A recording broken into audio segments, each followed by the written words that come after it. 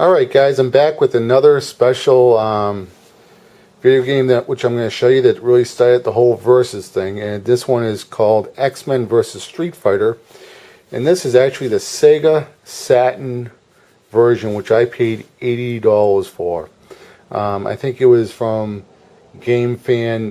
They actually had a website which they actually sold imports. And let me just open this up. This is going way back in the day. But I want to show you something really special. So all you spoiled Xbox and PS3 gamers don't know about this. The Sega Saturn only had 2 megs of RAM. So basically you can only load up the background and the character you want to play and the other character for the computer or somebody you're playing against. So you couldn't do the tag team. You couldn't play tag team. So the Sega Saturn was actually able to expand the memory on the system by putting in a RAM cartridge. And let me just open this up. And this would expand the Sega Saturn up to 4 megs of RAM. So you could get the tag team and play, well, you know, Wolverine, Ken, Bison, and Blanca, and you could just tag in and tag out with absolutely no problem. And as you can see, here's everybody. Let me just close that. Everybody right here. Let me show you the back of the box. Ryu, Cyclops. Really great game. The only thing that was a little disappointing in this game was the artificial intelligence on the Sega Saturn wasn't really that great. Now I know I've said before that the Sega Saturn is better for 2D, which is true over the PlayStation 1, but for some reason this game didn't have that great of intelligence, where the PlayStation 1 actually had much better intelligence, artificial intelligence. It didn't have true tag team, but let's say you're playing, you pick Ryu and then you pick the Incredible Hulk as your tag team partner. You could tag the Incredible Hulk, but he would only come out to do his special move.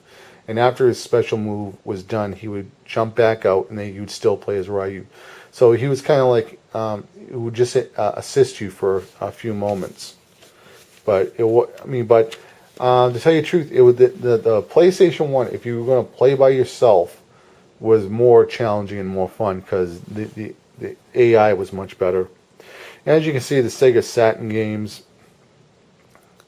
were always clear through cases, which was kind of weird. I showed you in my previous video about the big Saturn cases. And I think that was kind of maybe because Sega CD cases was still like that over here in North America, and they just wanted to keep it like that. But let me pull this out. I don't even know what's in here.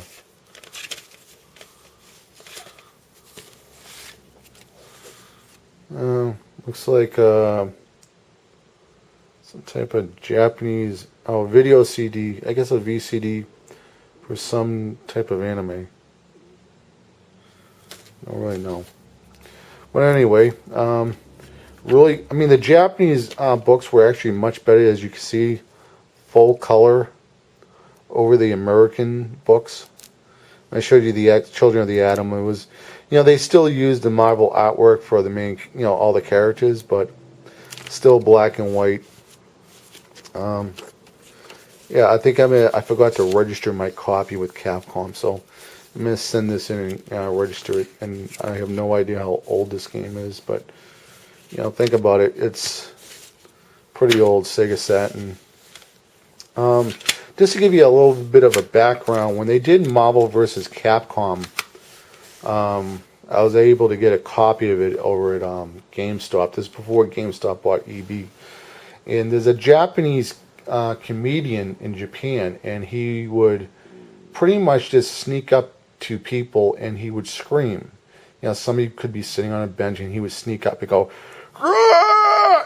and then scare the person. The person would jump up, and then they turn around and they would see him, and everybody would start laughing because he was a very well known comedian on some TV show. And that's all he did pretty much that I know of. That he would just walk up to people and scream, and then people would see him, and they start laughing. You know, they knew the camera was filming them. He was a really popular character, comedian in Japan, and Capcom put him in Marvel vs. Street Fighter, and Marvel wasn't happy about that because you have this little nerdy guy with glasses on that looked like he was a computer nerd or something like that, kicking the Incredible Hulk's ass.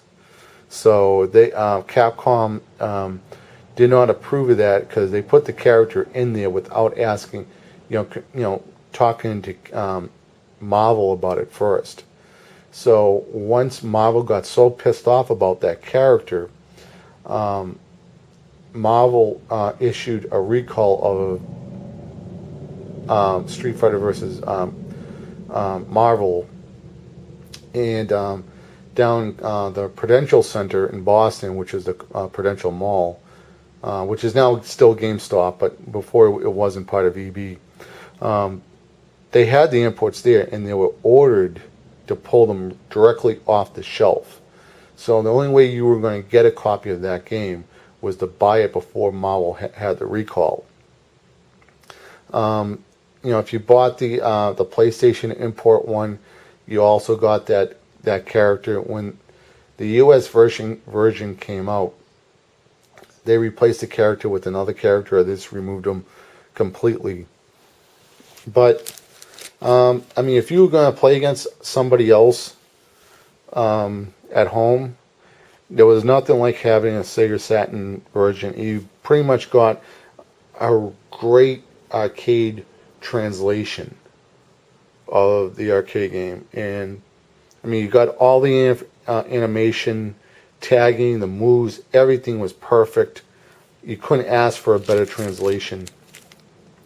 I kind of wish X-Men Children of the Atom supported this RAM cartridge, and they would have got all the extra animation in there. But, I'll show you the box one more time. You see all the characters are right here. So I'm really excited about Marvel versus Capcom 3. Capcom versus Marvel, whatever you...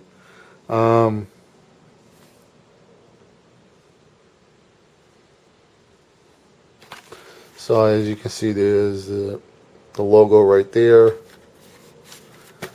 And for all the nerds, anime hot girls. Here's the booklet one more time.